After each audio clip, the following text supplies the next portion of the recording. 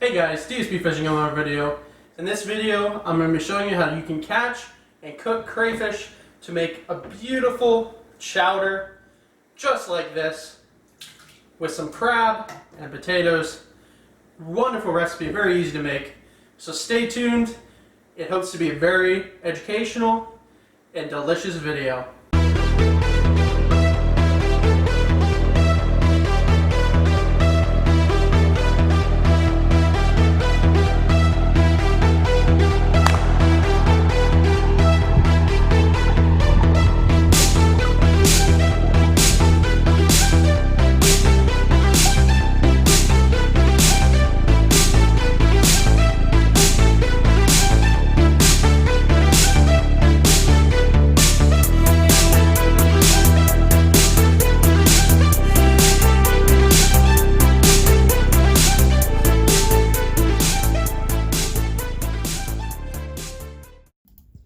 The first and most obvious step to making your crayfish chowder is to catch your crayfish. Small streams that are clear work best when you're trying to catch crayfish with your bare hands, as I did in this video. When trying to catch these crayfish, be sure to flip over the rock towards you to expose the crayfish underneath. When you do this and you're facing upstream, it gives you the best visual of the crayfish underneath. When catching this crayfish, be sure to grab behind the claws right on their back, because it is virtually impossible for them to pinch you.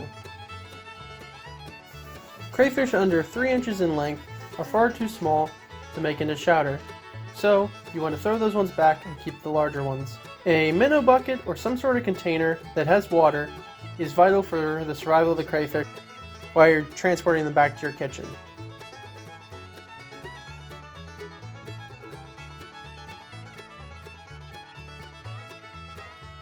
Once you've caught a fair amount of crayfish, you're ready to make the chowder.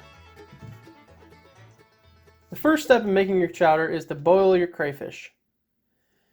Boil them for approximately 20 minutes and then they'll turn red, and what you want to do is remove the tails.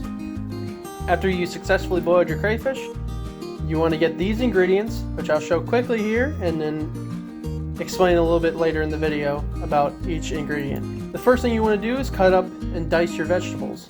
This would be potatoes, onions, and some sort of bell pepper. I chose orange in this case. And you want to boil them for about 10-15 minutes. Next, turn on your crock pot onto high. Then once your crock pot has warmed up a little bit, add 2 containers of chicken broth. Then drain your vegetables and add them to the mix.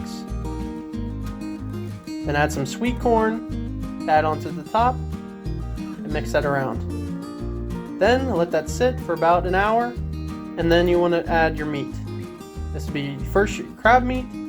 I like these ones in the container because they're easy to make. And then, of course, your crayfish. Then set that aside for another hour and a half until you're ready to add your next ingredients. This would include black pepper, Old Bay, a lot of Old Bay, parsley flakes, garlic and herb, and of course salt. Then mix that up and keep it in the crock pot for another 30 minutes.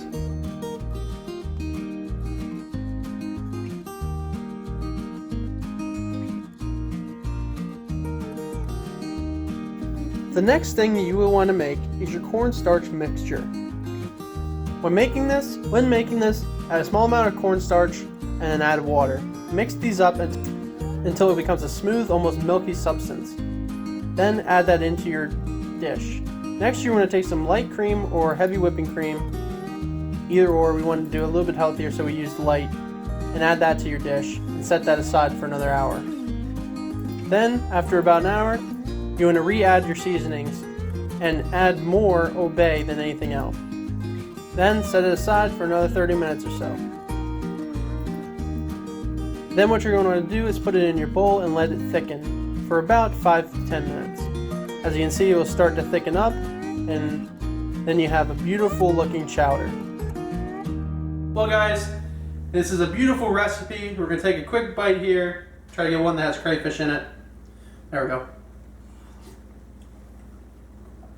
That is really good. That is absolutely delicious right there. Crayfish and crab chowder. Wonderful recipe. Very easy to make. I hope that you guys can possibly try a recipe similar to this. Very easy to make, easy to do, easy to catch these crayfish. And until next time, slide obey my friends. I'll see you on the flip side.